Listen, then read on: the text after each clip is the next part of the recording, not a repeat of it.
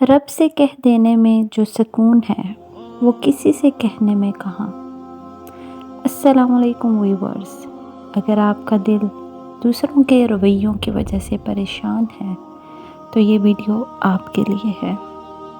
اگر آپ کو یہ ویڈیو پسند آتی ہے تو اس کو لائک ضرور کریں۔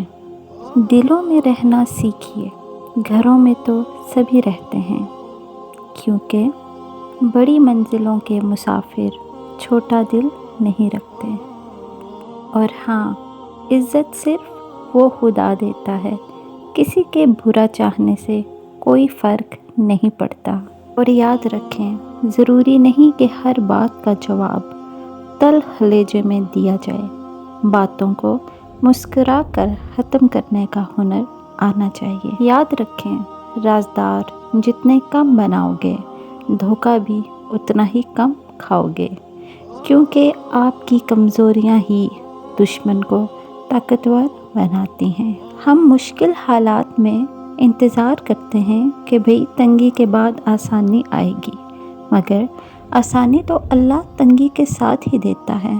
ہم انسان مشکل کو دیکھتے ہیں اور اس کو سوچتے رہتے ہیں اور اس کے ساتھ ڈھیروں آسانیاں بھول جاتے ہیں۔ اور ہم لڑائی جھگڑے سے پیار تو ختم کر لیتے ہیں، مگر پیار سے لڑائی جھگڑے ختم نہیں کرتے۔ ایک سچائی یہ بھی ہے کہ انسان پریشان ہوتا ہے تو راستہ بدل لیتا ہے، منزل بدل لیتا ہے، ارادہ بھی بدل لیتا ہے، لباس بدل لیتا ہے، حتیٰ کہ گھر بدل لیتا ہے، لیکن افسوس خود کو نہیں بدلتا۔ تو یاد رکھیں، اللہ آپ کا اس وقت بھی ساتھ دیتا ہے جب آپ کو اپنی ذات سے بھی کوئی امید نہیں ہوتی۔ اور ہاں، جو کسی کا برا نہیں چاہتے ان کے ساتھ کوئی برا نہیں کر سکتا، کیونکہ یہ میرے رب کا وعدہ ہے۔